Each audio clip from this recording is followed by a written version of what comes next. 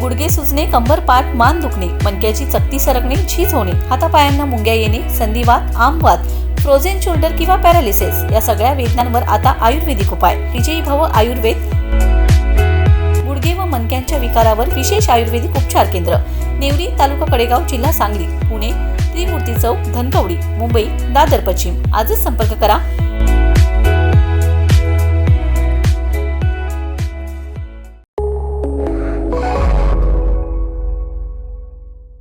नमस्कार, मी मयुरी आणि आपण पाहत आहात 7 स्टार न्यूज.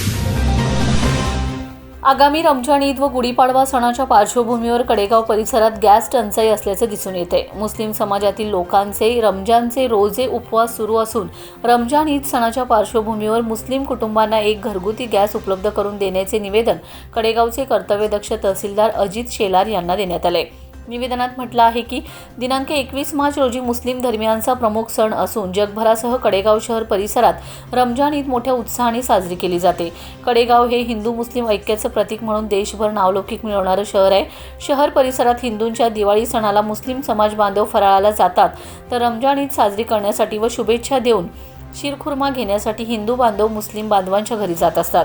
सध्या शहरात पवित्र रमजान महिना सुरू असून पवित्र रोजे सुरू आहेत.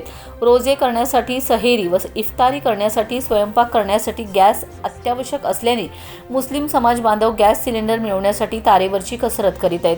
सिलेंडर मिळवण्यासाठी गॅस एजन्सीस संपर्क साधला असता पहिला गॅस घेतल्यापासून 45 दिवसांनी दुसरा गॅस सिलेंडर मिळणार असल्याचं सांगण्यात येत असल्याने ग्राहकांमध्ये संभ्रमाचं वातावरण निर्माण झाले. ईद साजरी करण्यासाठी मुस्लिम कुटुंबांना प्रति कुटुंब एक घरगुती गॅस उपलब्ध करून देण्याची विनंती निवेदनाद्वारे करण्यात आली. निवेदनाची तात्काळ दखल घेऊन ईद साजरी करण्यासाठी घरगुती गॅस उपलब्ध करून देण्यासाठी तात्काळ प्रयत्न करणार असल्याचे आश्वासन तहसीलदार अजित शेलार यांनी मुस्लिम समाज बांधवांना दिले. Bureau report 7 star news.